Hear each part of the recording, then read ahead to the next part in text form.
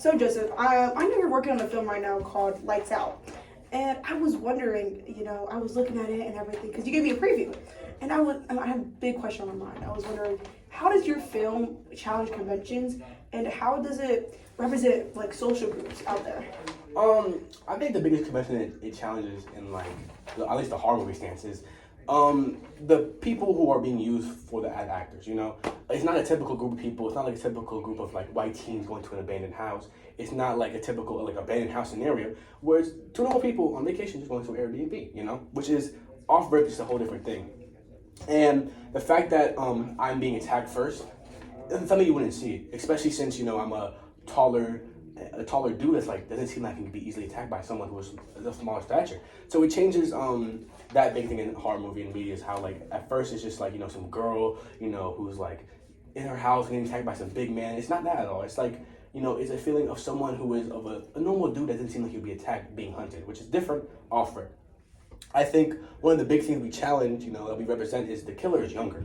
He's not some old dude or an old grudge. It's a younger like teenage boy who's just killing people. And we don't really know why, we don't know how, so it adds that extra umph to it, I say. So I have a question. When I saw your preview, there was a character that was supposed to be the killer with this really fascinating mask. What gave you the inspiration for that? Well, if we're to be honest, while we're making it, I think it was just something where we were in the zone of filming. We were just filming and stuff that we were doing was working. And we were just throwing ideas out there and they were sticking. And that was one of the ideas that we threw out and it was just like, this is stuck. It fit the theme of what we were going with. Of this killer's he's unknown, he's creepy, and I think that's what sometimes plague doctors do represent. They're like, even though we knew they're cure people, they're like seen as like, you don't know who the person is underneath, and it's really creepy, even though it's supposed to be to help you. So I think kind of goes against like both of those, because like they're supposed to be a safer person, supposed to be a doctor. We're in a safe environment, we're supposed to be a house, and now we're not safe, and it's really creepy. I think that was just one of the ideas that we just kind of went with, and it kind of just it looked good. I think we just had to do it like that. And I know throughout the film there was various like scenes with point of view shots. I know that's not very typical in horror films. Why did you guys want to use that? I think the way that horror is going now recently in the media is very focused on POV stuff. It makes it feel more personal, more scary. I think with the wave of like the dark web, and not the dark web, we'll go dark web for now. Like the stuff where it's just like it's supposed to be like a normal dude vlogging or something like that, or going on a normal day and getting attacked.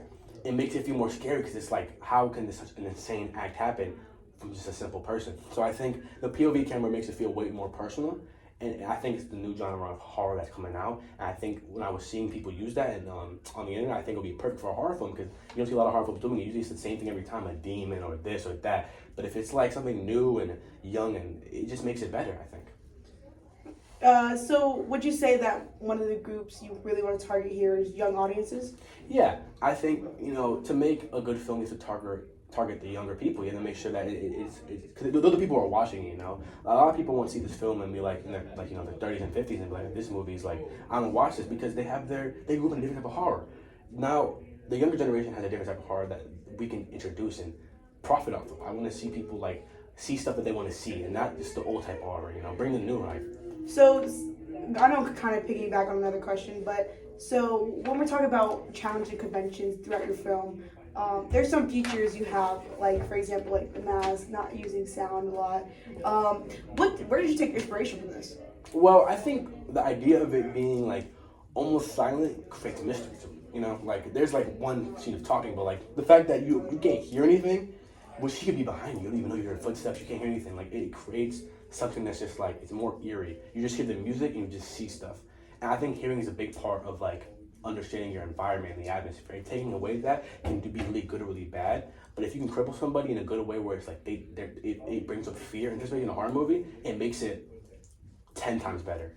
I think that's all the questions I have for you. Okay, well, thank you for interviewing me today. Thank you. Have a good day. Have a good day.